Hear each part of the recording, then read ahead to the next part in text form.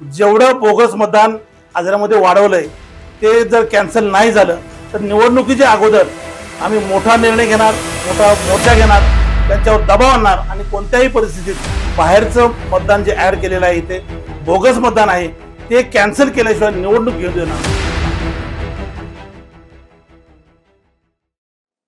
कोल्हापूर जिल्ह्यातील आजरा नगर परिषदेच्या निवडणुकीच्या पार्श्वभूमीवर एक गंभीर प्रकरण समोर आलं आहे. मिळालेल्या माहितीनुसार तब्बल 1400हून अधिक मतदार हे बनावट असल्याचा आरोप स्थानिक पातळीवर होत आहे. लोकशाहीचा मूलभूत पाया मतदानाच्या हक्कावरच आता प्रश्नचिन्ह उभं राहिलं आहे. अनेक खेडेगावातील नोंदणीकृत मतदार हे शहरातील विविध वार्डात मतदार म्हणून नोंदले गेल्याचे आरोप झाला आहे. म्हणजेच गावात राहणारे नागरिक शहराचे मतदार झाले आहेत का, असा प्रश्न निर्माण झाला आहे. यामध्ये काही ग्रामपंचायतीचे पदाधिकारी, स्थानिक संस्था, कर्मचाऱ्यांचाही सहभाग असल्याचा संशय व्यक्त करण्यात येत आहे.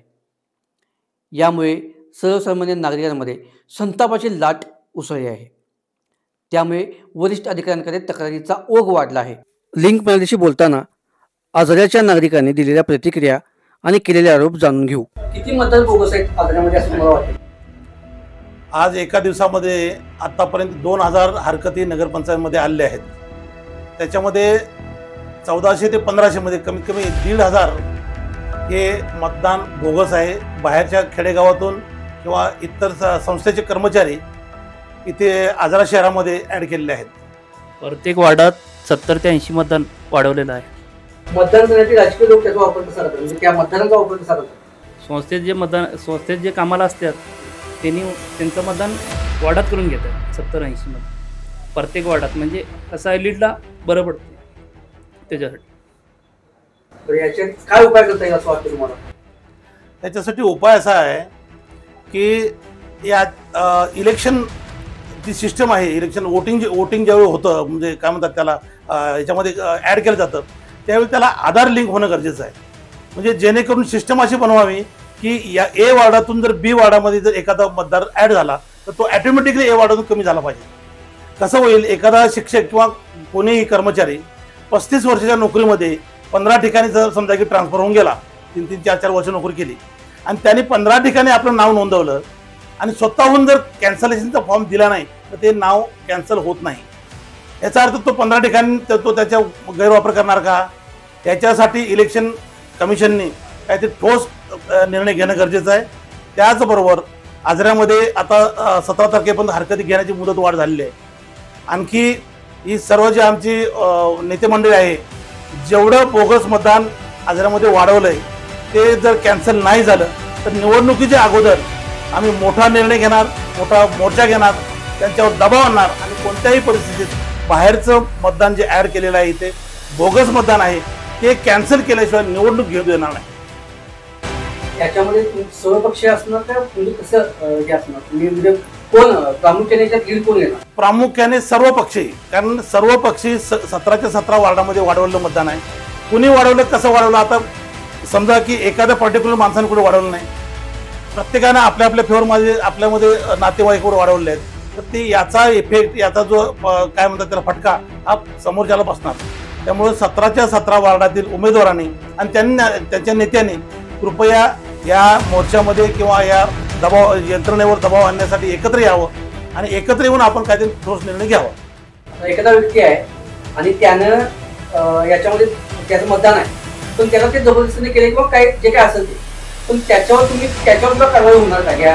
त्याच्यावर सुद्धा कारवाई करायची वेळ आली तर तुम्ही त्याच्यासाठी? सर, चांगला प्रश्न आहे. आमच्या ग्रामीण भागातील आत्ता काही डेप्युटी सरपंच आहेत, काही 4 महिन्यापूर्वीची सरपंच आहेत, त्यांची सुद्धा नावं या यादीमध्ये घातली आहेत. असं जर झालं, त्याच्यावर निर्णय नाही झाला तर जी पदं आता भोगतायत त्या पदांना धोका निर्माण होऊ शकतो, म्हणजे कायदेशीर.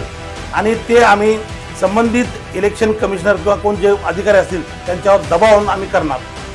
एक तर ग्रामीण भागातील, तुम्ही जसं आपण विचारणार की त्यांच्या संमतीशिवाय जे मतदान इथं आलंय त्यांना जर कळलं तर त्यांनी स्वतःहून येऊन कॅन्सल करावं आणि जर इथं येऊन मतदान केलं तर त्याच्यावर कायदेशीर कारवाई करण्यासाठी आम्ही भागतो.